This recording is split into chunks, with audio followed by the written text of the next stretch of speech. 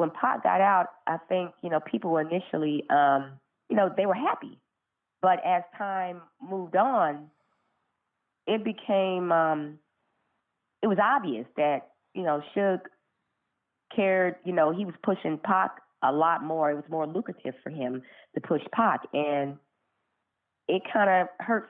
Feelings were being hurt all around because, Dre and Snoop were the kings of death row. And Pac came in and he became the king, and it ruffled a lot of feathers. It did. Pac's album took precedent. It was a lot of artists that, had albums that were coming out. I know Rage's album was coming out. It was a number of people that had albums that were coming out that got shelved because Pac came in, and it was looked at. It was kind of frowned upon, like, well, we've been down all this time, and now we got to wait. We've been waiting since Chronic Part 1, sleeping on couches, doing the recording of the Chronic Part 1 at the Village Studio. We've been waiting. We paid our dues, and now we have to wait. Now you're going to put Pac in front of us? But Suge looked at that as more like a money move. It was a lucrative move for him. He knew that he could make more money off of Pac versus any of the other artists, but it didn't sit well. And a lot of people became disgruntled. Feelings hurt and kind of pushing back. And just from my observation, these are just my opinions, mine. Dre became, the same feeling. I'm Dr. Dre. And he's being pushed in front of me? Oh, hell no. I can go do my own thing and be the king of my own role. So it became a sticky situation without words being even said. The feeling, the vibe. Daz and Corrupt were comfortable because they were always used to kind of being, on the second or third tier. But, Daz didn't care. He was getting paid off the producing side. He was making his money, so the behind-the-scenes feeling was nothing to him or Corrupt. But for Snoop and Dre and some of the other people who were the eyes and of Death Row, it didn't sit well with them at all.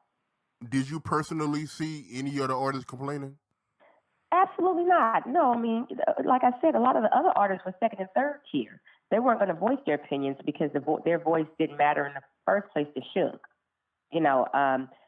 Suge listened to his moneymakers, and his moneymakers were the Snoops, Dre's, and, of course, Daz, the producer. So, and Daz didn't gripe much. I mean, he got his money.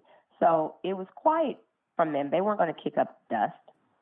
They were just going to have to just sit and kind of just take what was given to them, even though it wasn't fair.